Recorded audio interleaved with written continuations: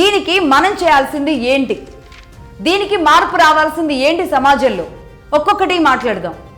Number 1, చట్టం మారాలి. Yes, ఖచ్చితంగా కొత్త చట్టాలు రావాలి, చట్టంలో మార్పులు తీసుకురావాలి. అదేంటి అంటే జెండర్ ఆధారంగా శిక్షలు కేసులు కాకుండా నేరం ఆధారంగా ఉండాలి.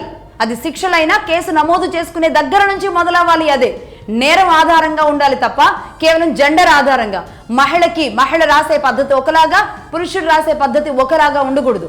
అలాగే నేరం రుజువయ్యే సమయంలో కూడా మహిళని చూసే విధానం ఒకలాగా, పురుషుడిని చూసే విధానం ఒకలాగా ఎందుకుంటుంది?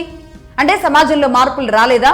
ఇంత మార్పులు, ఇంత అడ్వాన్స్ టెక్నాలజీ వచ్చి మరి మహిళ ఆకాశంలో సగం అవకాశాల్లో సగంగా దూసుకుపోతుంది అని మాట్లాడే మన మీడియా సంస్థలు చట్టాల్లో సమానత్వం రావాలి అని కోరుకోవడంలో అర్థం ఉందా లేదా? ఇది చెప్పండి. దాంతోపాటు కనీసం కేసులు నమోదయ్యేటప్పుడైనా సరే, కేసులు నమోదయ్యేటప్పుడు ఆ ఫార్మాట్లో ఏముండాలి? కేవలం కేసు గురించో, వాళ్ళ డీటెయిల్స్ గురించో, కేసు తీవ్రత గురించి మాత్రమే కాదు. ఈ కేసు, నేను రాస్తున్న ఈ కేసు, నా స్వహస్తాలతో నేను ఇస్తున్న ఈ కంప్లైంట్ ఏదైతే ఉందో అది పూర్తిగా నిజాలు మాత్రమే రాస్తున్నాను, నేను అబద్ధం రాస్తున్నా, అవతల వ్యక్తిని ఇరికించాలని నేను ఈ కేసు రాస్తున్నా, రేపు ఇది అబద్ధమని నిరూపితమైనప్పుడు ₹1,00,00,000 జరిమానా, 10 సంవత్సరాల పాటు జైలు శిక్ష. ఇది ఒక్కటి రాయండి. కనీసం ఎఫ్ఐఆర్ నమోదు చేసేటప్పుడు ఇది కూడా ఒక్కటి యాడ్ చేయండి, ఈ పారా ఒకటి యాడ్ చేయండి. ఎన్ని కేసులు తగ్గుతాయో చూడండి.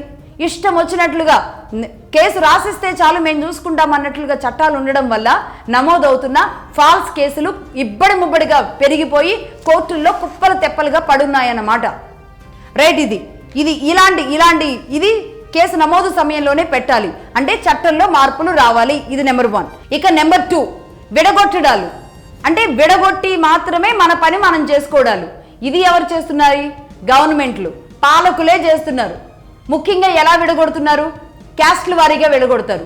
ఓసీలని, బీసీలని, ఎస్సీలని, ఎస్టీలని, ఈ రిజర్వేషన్ అని, ఆ రిజర్వేషన్ అని, ఇతడు ఓసీ అని, అతడు అదని, ఇలా విడగొట్టి కేసులు చూస్తామన్నమాట. అలాగే నెంబర్ 2, మతాల వారీగా చూస్తాం. క్రిస్టియన్లని విడగొడతాం, లేదంటే ముస్లింలని, సిక్కులని, హిందువులని ఇలా విడగొట్టి చూస్తాం. నెంబర్ 2. ఇక నెంబర్ 3, ప్రాంతాల వారీగా దక్షిణ భారతదేశం అని, ఉత్తర భారతదేశం అని. పోనీ దక్షిణ భారతదేశం వచ్చిన తర్వాత ఆంధ్ర అని, తెలంగాణ అని, మళ్ళీ ఒకవేళ ఆంధ్రప్రదేశ్ వచ్చిన తర్వాత రాయలసీమ అని, ఉత్తరాంధ్ర అని, లేదంటే కోస్తాంధ్ర అని, ఇలా ప్రతిదీ కూడా విడగొట్టి ఎక్కడ దాకా విడగొడుతున్నామో తెలుసా? స్త్రీ వేరు, పురుషుడు వేరు అని విడగొట్టి చూస్తున్నాం. ఈ విడగొట్టడంతోనే సమస్య తీవ్రమవుతోంది, జటిలమవుతోంది, కుటుంబ వ్యవస్థ నిర్వీర్యం అవుతోంది. ఇలా పూర్తిగా ఇక స్త్రీని పురుషుణ్ణి వేరు చేసేసి విడగొట్టిన తర్వాత ఇంకేం సమాజం, ఇంకేం ప్రకృతి, ఇంకేం ముందుకు వెళతాం, ఇంకేం భవిష్యత్తు? విడగొట్టడంతో పాలకులు ఆడుతున్న గేమ్లో భాగమే ఈ విడగొట్టడం. అన్ని రకాలుగా క్యాస్ట్ల వారీగా, కులాల వారీగా, మతాల వారీగా, ప్రాంతాల వారీగా, ఆఖరికి జెండర్ల వారీగా కూడా విడగొడుతూ ఉండడం అనేది చాలా భయంకరమైన సమస్య. మళ్ళీ ఇదే ప్రభుత్వాలు చెబుతూ ఉంటాయి, ఈ దేశం జీడిపిలో ఈ స్థాయిలో ఉన్నాం, మేము జీడిపిలో ఇక్కడ ఉన్నామని మాట్లాడుతూ ఉండే ఇదే ప్రభుత్వాలు, ఇదే గవర్నమెంట్లు, అది సెంట్రల్ గవర్నమెంట్ కావచ్చు, స్టేట్ గవర్నమెంట్లు కావచ్చు, ఇదే ప్రభుత్వాలు జీడిపిలో అక్కడున్నాం ఇక్కడున్నామని చెబుతారు కదా. ఎవరు నెత్తినేసి కొట్టుకోవడానికి ఈ జీడిపిలు, లేదంటే ఈ ఆర్థిక బలాలు, ఈ డబ్బులు? స్త్రీ పురుషులే వేరైపోయిన తరువాత, విడగొట్టుకుంటున్న తరువాత ఒకరి మీద ఒకరు ద్వేషాన్ని భయంకరంగా పెంచుకుంటుంటే ఇంకెక్కడ జీడిపిలు, ఇంకెక్కడ కుటుంబ వ్యవస్థలే నిర్వీర్యం అయిపోతుంటే మీ జీడిపిలు ఏం చేసుకోవడానికి, మీ డబ్బు ఏం చేసుకోవడానికి, మీ రాజ్యాలు, రాజ్యాధికారాలు ఏం చేసుకోవడానికి? ఇది ప్రధానమైన ప్రశ్న ప్రభుత్వాలని.